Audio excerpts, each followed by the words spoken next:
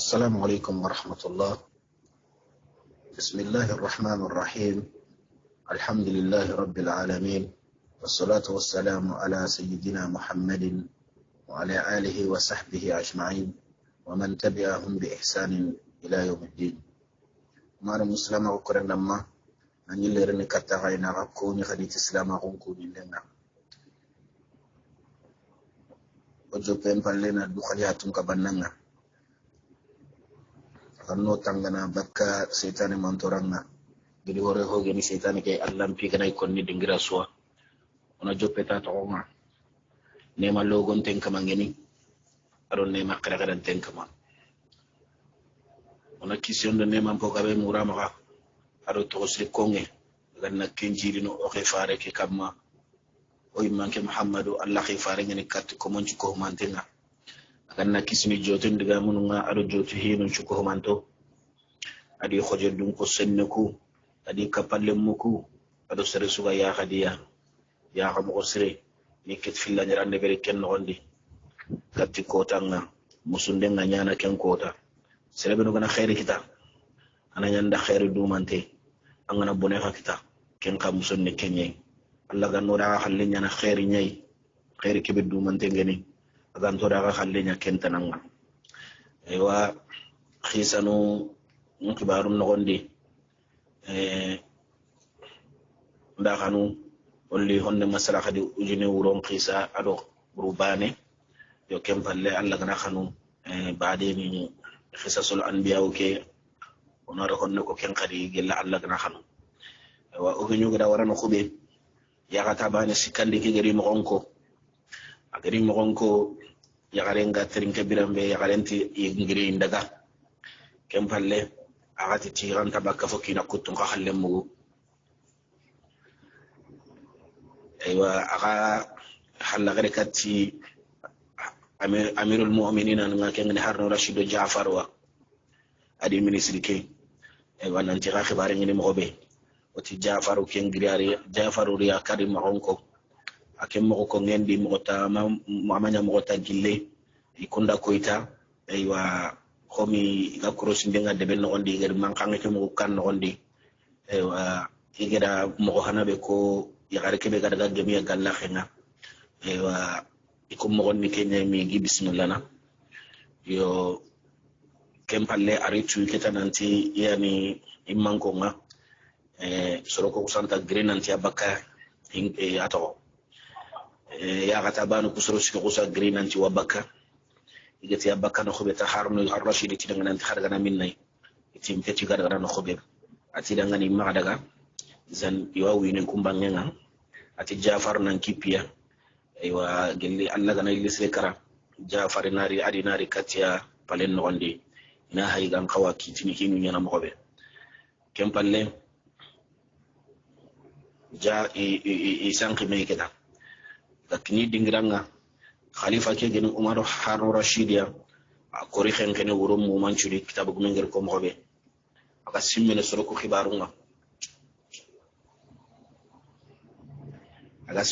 khibarunga hinu ko kan nya al halanu bedudi amakati khenkene kon ko mobe aga khawade berne kamballe ille ngakere aywa khalifa nda akine palenga aga taawunu dingira be kitini aywa akini halle no ngani sorollo kubenudo golinyalle mo ngani ya isuko mantello biron no ondi aywa kempalle ati tido yagata banu kusukitini li ado yagaru kubenu genyi kagumu kwa ado wullu kube genyi magano ngani wullu ko fille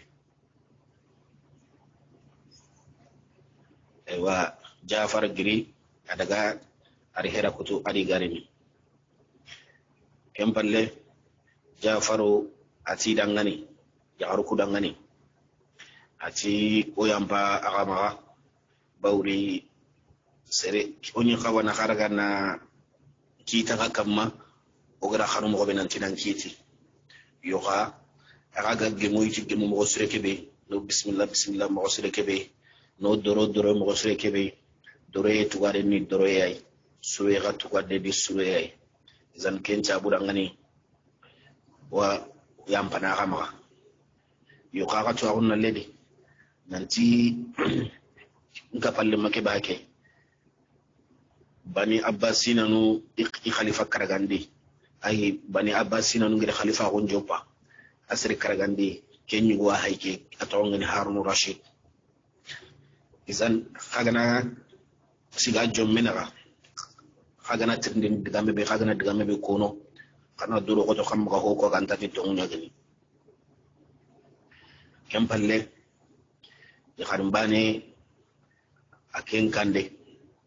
age mo kono ati kira mo ngi kebe ati khibare go ani ikira dangani ike khibare ke igana ko sahanda no ngana sigiri batenga na khibare ke sa ati awanya na tarasi oye haklan ton dangani aywa urogaro ille ngere sahara dani a continue do khisan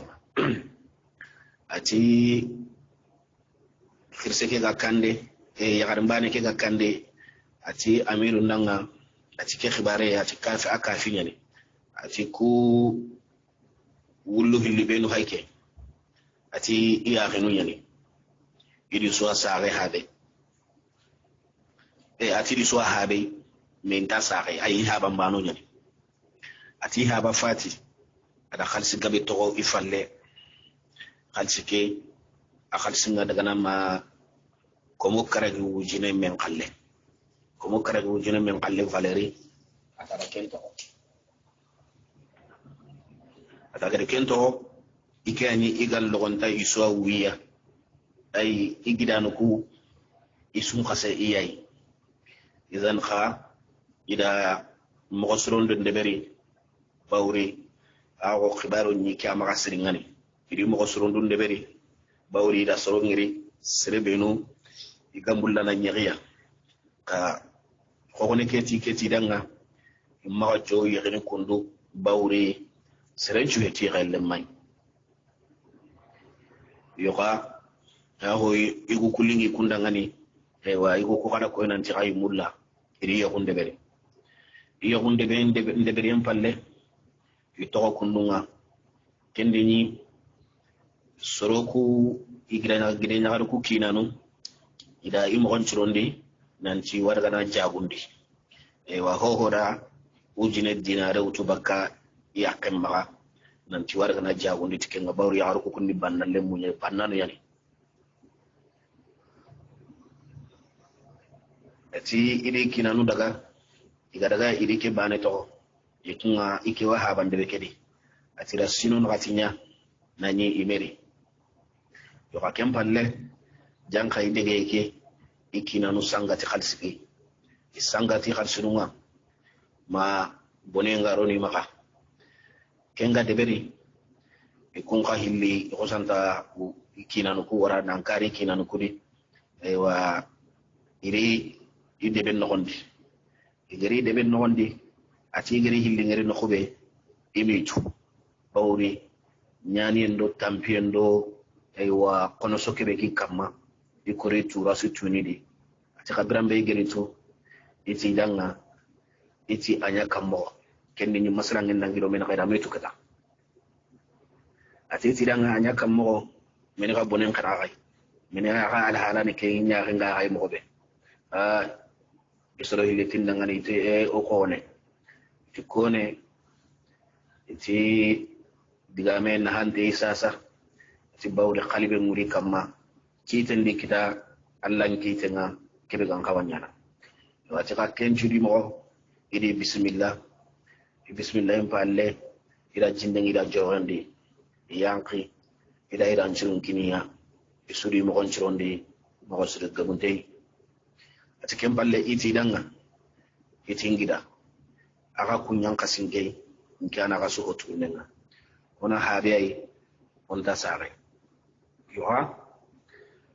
o haba kegel kebe to ma kayenga o da khaye ha kunda ka kallungutu aka daga yo kebe ga to nge ma Allah di ndema berekel ledi ajidi khalsike jakkanu ngabe mbuga no gonde ga alhamdulillah khaya ringa ngale halake bedi yo to agunna ledi nanti ho ginke ma nda ka suko mantenya honi bawrin kira ka sona hore baneke ando serebe ga habe ago ando kenya ni sa mene illa gana ni hinu wana hami atida suro nya katiya suro yin patama iket filla nyaranda ati gidano kutoyi bangenga sina timmante ka tori bangenga sina timmante aywa idi suga gollen do me na bure kedi mi ga garni na bure ngaben kita hadi ga ngari na bure kita hadi ille tini dangani nanti wayani bawdi yagonni hoyi akam pesa ngunta yakum bala khuma et puis kungari yakunte mo wa garna hore be kita yakun gondi e kullan taseberni yakum bala khuma ati iti gidanu kudangani iti ho hana kebe ga debera gai yoko ke no gondi yalla ga kuma kengere ba ati bawdi o ga kiyebe di sasa yugusire amagobo anna angana yakini serebe annan kawa crossing da ya deberni ila sadanga yakina kamanga yoko hana nche hagara kendi kemma gai mellaga aganya mo be ama sanka gai yoko sasa gadi daga ille tin tagawa yakini yoko nke koni ganani aka batendi kama jo osuna crossing de deberi yoko ngana deberni kebe dan kawanya na yoko lemma yoko atingiranu ku imindi ga me keraga isan yaki sorotana nuwa nani ikeli nguliti yoha ibugu ilo na buren naga kebe dan kawa di pasene kende pase isan ida wucinya kundung kai hoho ikinan kandi ida wucinya kundunga hoho ikinan kandi kempalle ikinanu kusangati ya kade isan na buro benu gimaga ikinanu dida burungutu kinenun daga idi to kempalle yiller ni katiya gadi iduru ila lejir ko ngenya sababu be gasigi ikama keti arike diga mellagana aywa hinu ngake mogodi ati iri katiya iduru binnu ho honti maha bawru kinenu njangatiya nangru ti khalsununga ni to isage kati kei igere kadi ilejir kudi kati dangani nanti dangani imme giraga tifonga kebe igara degere bawri anya logon ta uswa wiya amnya haklen nan qora usu haklen angara hinum ba mo mobe o kumenyo gara ha mo kunuma o kuto o gay ngun kibare nyakono andangani yon kibare ka anda haklen ko yo madunge yo ka kesu ko man den kama o wona nyana ngada garanto ma ora ngada ganan to o gara gara no nan ken to branta hunde yo ati kesu ko man den ngai tinda ngai bismillah ike gidano aniya ni nyeke yaren kama serenta no hibe gandara yaren gane jinantiya bawri ibani no ani isara maka ati de hillo khandun chumbu kenya gane mi ambaranse ko nyinde do khanu ngambarase dorebe jeni ma kayda hokke hidroenga ati itoko kengal hala di masine garni timme sine ga timme ida imo gonjiro ndi kemme nam panke trenden kamma nanti daga basra ken kani iraki debe goy inda ganu ngani katakuda ngani na daga jabundi parce que kongol leñu commerce ni ati kempa legeri mo gonjiro ndi iti ko igidanu kuda ngani eske gelaganti torono ira wato qifal le kan gonde kati alla bicha mo wede bari ga sagene katia makenga he agana lingi danga ka inari isuna daga dome ati hillu su ko mantenti dangani nanti ayo kuranta to khoire o daga na dam batene bawri onta mulla wahetene bakanga am petelle mago oranta seberna kama ati kencha burangani su safar dome iro huren no gondi nandaga ati na burbe genyi makaketa anya ga gobo kaydi na burke tandi hilloy tandi bane ke ila kem gondi tandi hillandi ke ila kem tudo du batte idi tandi bane ke gondi do sababu be bawri jagun ne kibare nyani et puis huraro en kani gelalla gananya kasara gani kita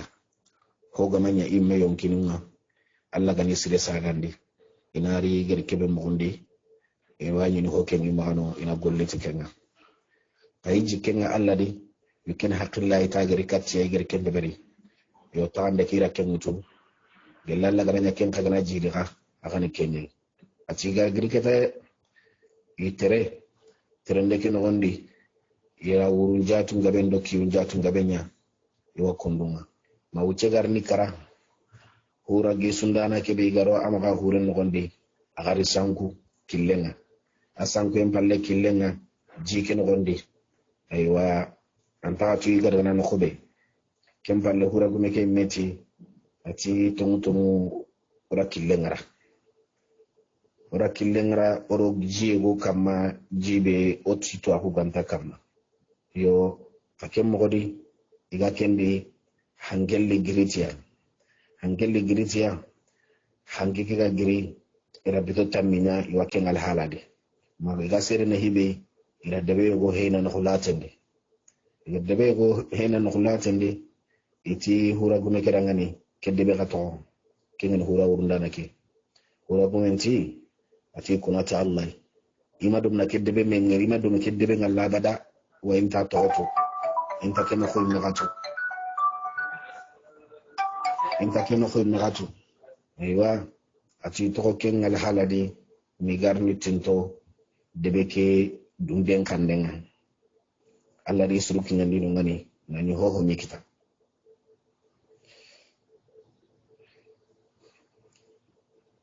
aywa ora gesuna na keti dangani ati kuma allah nan tira kun dagari kisi ho game kita izan ho ma to keta to mo wakinye debenye aka kun qabe nu ga ken woni ja kun dano nyana kai izan ho ma to ga ma keta aka na ga yokunu to sallo deben no gondi kana gaganti ame wasini akara wa nahanum kitana no ngani yo kem palle ati hura gesunda na kemme ati ni dugu iwari ni non pay no ngam xobe araga debe ken gondi kem pallari ati soroku ati hura gesunda na kiti suko mantenna taka sungri karan daga ro ke debe no gondi allah subhanahu wa ta'ala gir kafi be nya ke debe no gondi akani me ya gen na ngari izan khana tange muru allah ya nanya sababu wana hakle kina gai allah gana butu sire kamma angol buru ke sababu ngana sababu butenga allah butenga wajaban kamma aga mantora be kinyana ati sudagaro idugaro debe ken honde ewa irini ho ga debe ken honde soronyani kasoro kusu ihele kintonyani bawriya ganyana soronga yugono wasagandi yugono wasitu honon kamma yugono terentenyani ewa igidi manu gasiki ewa debe mu mankanika izan ida kafi khore kita debe ken honde ito yi waya langa do debe ke sakanga iya renga yokunu ngano ngani masaila ndi iganani serebe ga kanga gene iwanyi ni kange ngakengure me ay migidi manyene khakange ke ken kange serebe ga kharsu holli ga gene kharsu holli ngani kharsu holli ke kinni mo gondi gelle itiro mu nyaga nay kha ken kawa kundunga ille nyaga nani kha kon kawa kundunga kha immenu gidi manu nye aywa ati gir kengeri inyali isuko mante nyali bawdi harni na buru khore nya ketakundu kempalle ati letini imagajo atanga nyini keni kafi go ila imagajo yo ken jabuda isukusa hete bakami nanti ko mi na yang korosi den bari deben nogondi apre inare dingira ko me ga me nyini ngani e wa sanki kununga deben bedde nogondi keta ho do korosi den ngame ho de korosi den ngame inan na kuna inari rangaga no yana nunga daka wana nyira mungono me kama nunni gidu nyai atike to kundunyai iri kai bungeri iri ni kakini komisaronga kitini no khubei kakini anako kenka no kitiranye bo palenya ni ko tunkanyi won dingira atiro igaro iri ni yokimene kesuwano ngani kangen nyokendo khalso hulle nyokko ini huwa konota kempalle igiri ngari mo be ajatende selabe ngana tanga kenja tene awanyana ma sogole gorenga kay wetu goni akibike gebe nyani atake mballe ira hongeri aga wotun ko nyugumma ata honte nyani korosinda no ngara battenga akara kwa soronga ta kuna karon kay ko ministre no mo ira mo benu bi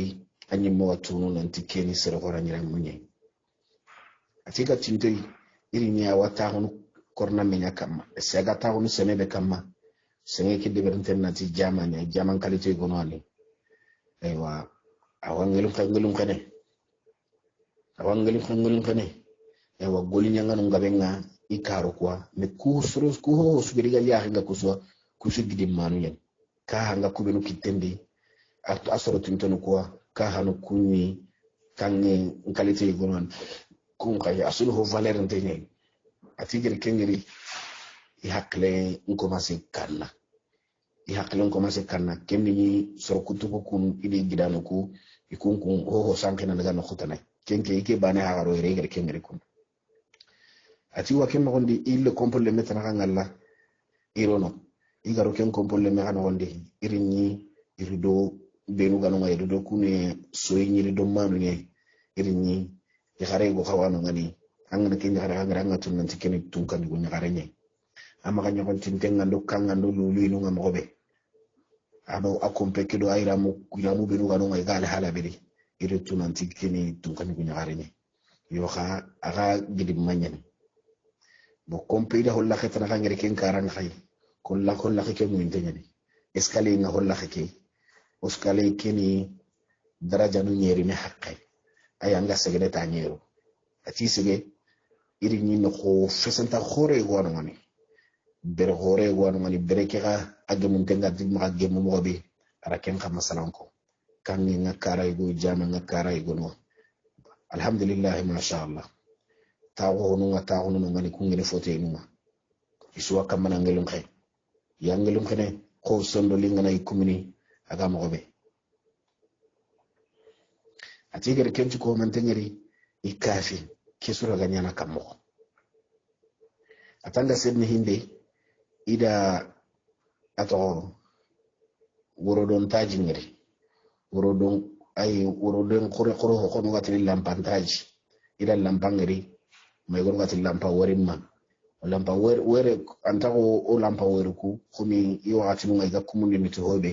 aga kuran palasi mutu ida kengeri akumuntemmi iti no godi ad ko bu sondo limanya iti no godi angere ke ko mun tengere kondo arawani mi sere go ware izan ati to ko ngal halade ido korosi ndengame parce que igere ke ko ngeri sere nyan kawani na ga kal halade ke dingira kondo bar muslima ko korendamma ati igere no ngeri no khube ke kafin tampo anya sababu ay nabi imungu di duwa do ala hala no ko mo no daado yiga kam mana simme mo be ati kempalle ida kan kusasa nan timbu na ni ma hawtu yima hollak ima hatu keta yiga ro to hollak be parce que hollak ko roro ntenya ni meli ati kempalle ida kare go khangeri itolo ngo ken kare iri ni buzun ko mo tenga non kay bere go anu ngani yo santari ita ko bereke kam si inta to keta yiga daga no ko bina daga karabe inta wal buguranga lena daga karabe inta buguranga bo ati kannengiya yo ida hinun kida allai ikata ko bereke kamma ati ida duhana na wuridi no yogono khara qur'ana no ko kedi ado duwa mundu ida ken khara ida parce que ti on commence réunion parce qu'il commence tampini keda yo kha to maketi ga fen kenaka kannemma urollo mawrunga khasano anga sebni himbe ida qur'ana karan kannemmo urollo mawrunga khasano ida qur'ana karan kannemmo ida qur'ana karan kannemmo tikara kebe igre tolongo tinon igaro no ngani ida holla khemu irini nonni beti dingra ke komi honga komuni no ngana ko mo gatri lampa masondoli kenga komuni no ngani ajongi ntengani sali tapingono abo intengani fonnan kay go tauna kamma ya kambane go tauna kamma ya kambane ke aggemun tenni a haram prenni ati gari ngari ikafi no ika kafi kedebe mu manchubi asuko mantenni gide nyai kan wundo hawnu do kummetanam serebani koloti kenya hayira ka tapin kama aka haranga haram pure bi haranga khali masha Allah ati igere kenyeri ida kuni tislama hun kuni nenga ari men mutun ni fay atara kuni den caganni ma ita dangani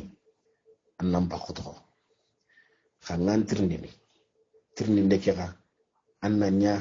ti hon mpakkan dangan ampai kamana kebe kharakin qur'ana haqqenda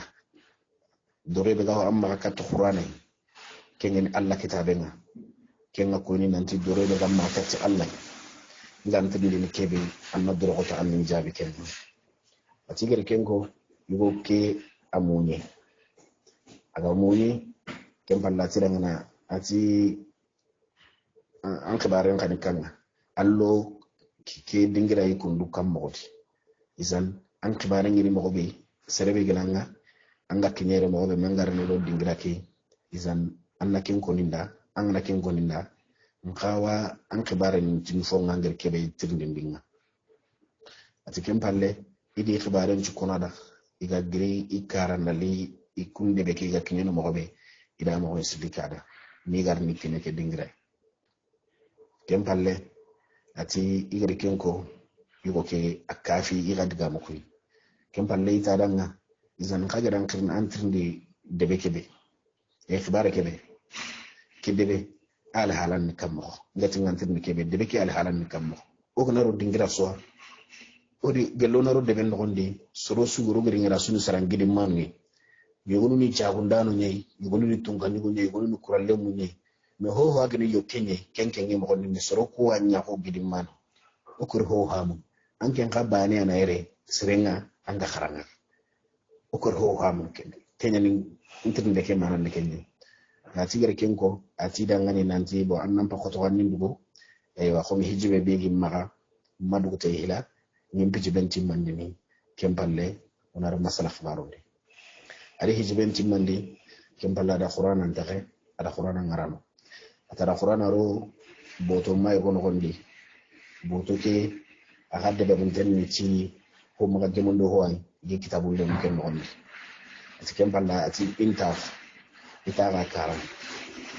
ati gira ya Allah iga taga kar ki gira ya Allah fuku hay ya Allah fuku wangelem khana mo ko be angel ko kayem param boyin sababu da awo kasun tamundo nakatung kaso arwatasun kota kasun tamundo nakatung ron kota kamu kira gana fuwa bitek ron no onde aganta san kun sereda mo be aya ko kunyi ya hon kan kunni gemi sababu da asehe mo gonya ni ba aha indi mo gonya ni ba asu lis mo mo gonte nyai dorendo khanu mbane na ho osu no gonti kembala ken mira ma ko tugo ko kitab ko menga sehne ken kamma amma kutun agmun tinga al halabani na kenya sugu tan atiga to hayni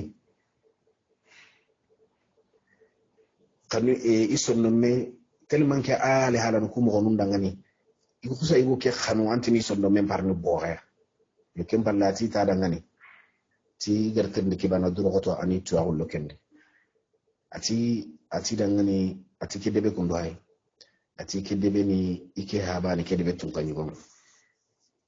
ati saraku benu ho ampandang gisere go ya ga tunkanyi go soronga karanga ati habani angere ya haram makebe matuma ndiken kanyere hawa dingira goy ati bori ken kangara tiken ni mai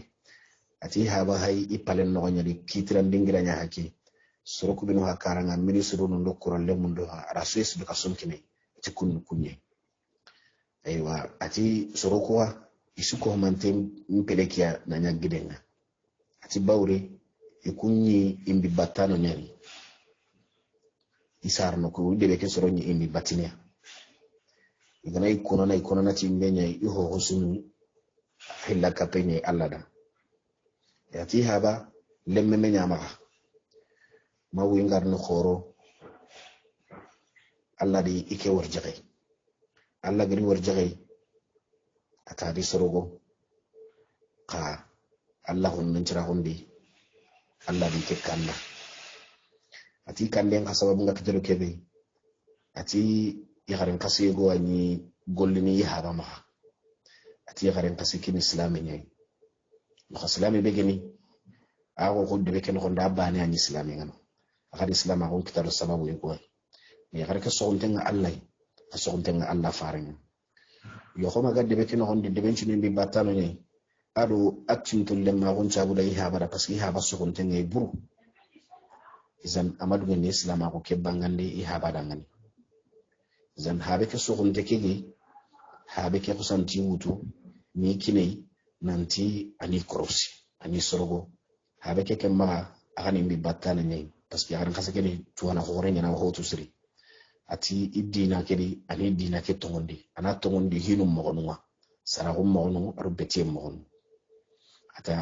ati habar ken ko yaran kasake da ati yaran kasake agri kini yaran kasake ti basun tedi iso ko ngene kebe miger kende bari ket filanyara ati to ko ndunye yagare ke iwama janka yagare ke islami ne ati hinjo ngadunga ari tongo hila tongunya ko ngenga imaga jambe ndebere imaga gara serega na seriya anna sora ko kidiga men to ko kadu menaha kempalle allan kan ngene kebe na ken itu agullo kendi farin kanu ngene kebe ni to agullo kendi na lidina ke mo ko ni dangane yara muri maka nanti ina gundo ke to ido kina ido menaha bawri ahaba ga mo be aganara to sunan taro di islam agunde ikera kenchu anti to kono ayi habatu ati kencha bura ito to gundo ke yara keri tuindi ni farangundi na beti mo kono ko inga senna ko nganyana mo be ni gar no qur'ana tanga ni khara koto ni maka ina idulo koto ina gundo ke to ido mena ati ma ito ko kengal halali ma yakare ke gar ni fati gar kasake arna hinne gar kasake ga fati nan kara surobe no gadde ben no gonde antin ho antallan ke hoyi kahira hum ati ga kengal haladi ko tay goy man kan khore gunya antina gir kam mum manyati man kan ngi kinya ho kamme ngana halan kanci ko kamme ngana halan kanci fa ko birenga kamme ngana ti gudu ara kem palan kanci ati sere suma to debe ke mum manjudi ati to indo akala to inda kan tata su gir kam man kan ngi kimo bo man kan ngi kidi se ganni mangana honde nanti ke debe damma dunko kaga imbi battebedi hilla ka penyani kabugo kendi khana dura saka kati Allah tunka dumante tunka kebe asembendo sembeda tanara ganta nyorono mi aganta mulla finan kefiya nema suha kama anda ke nema nyanga kada kasage bakay imbi batte kedi khana bani betu gelgi debe dun kon cugar kemmugo ikelu ho ganare mo kon nan tinkir ke mankangi ngir ke kundu mugo de mankangi ga debere est-ce que an kana kammo kennati kenya simana ike bana ndam ike har kenno ho gani mo ki hunena ho nati yebo nke haram isu kenu kannen patana ken balle ati haba kenya ni hannon ko to kore ke tin man kenya ati dangane tiken man kan ne kun nan ma daga ka haujande kaga kille kele kam ma to akamma bawri sorobu binu gawure ina hakili laburen kini habeke asefeti ke radde nci lun taawndi tike digan kanne izan ito imbi batteke kamma masini ni lenga kala hadi ken kota bane ne hakakini akota hanake khande ngakini mobe ta hilanden khande sine hildan sine nga yille ken ta bane ame yille nyana khati ame yille nyana magar ni sike ay sina sikan nga hada ille nyana sine su khalle nga gemme aga gemu nyana dati ban ho nga nya dati kebe ati to ko ngunye mata sikan dike khalle nga dangita eleki kita isukundunya kundu ho ma to de ben gonde aganta tike bane ati gelli hiki khana de beri ikena kyan hala no nyade ibana ni serenti ma ina ga khide hetene qur'ana ke halle ina salli ina sum mawr ho gi ma ho ya junga ho asuma yo ati debe ke hen kibaren ni kay no khide hoto be genia ken qur'ana ke ati kempalle iti ya manike dangane iska ngadu ngene anga daga na dinke batte nga baba o debe nga Baghdad tuwano ku benu ganunga tuwano gabo ganunga masalla sa anna hotal lan ko wanto amu ngena nyangan ngani golli nyangane na nyangan da golli nyangane uba ngana li anni nyaay me na nyangan da yakhi na nyaka o debe o sorondi ngani immanken aywa arakuto nyam ci ko ga kinere to ko ma hinga nyakun lankin bana ganire gelang na dum kenga aywa annari dinge battenga aywa tigir kinko ikon cimme simme ken gondi ci golli tungani gon kita sahara zadi ati ko wonen na duna zadi ati kone ati tata so watin kini ona hayona to kundu gelan lagana lisre kara ona masala ngin kutenti mande aywa mare muslima ko rendamma ogore hebe kitana la ko alfulela walla khisan kuteni godi kemmi kay alla gana hanu tatana mogore mi qidi hata gadi ta alla idena wassalamu alaikum wa rahmatullahi wa barakatuh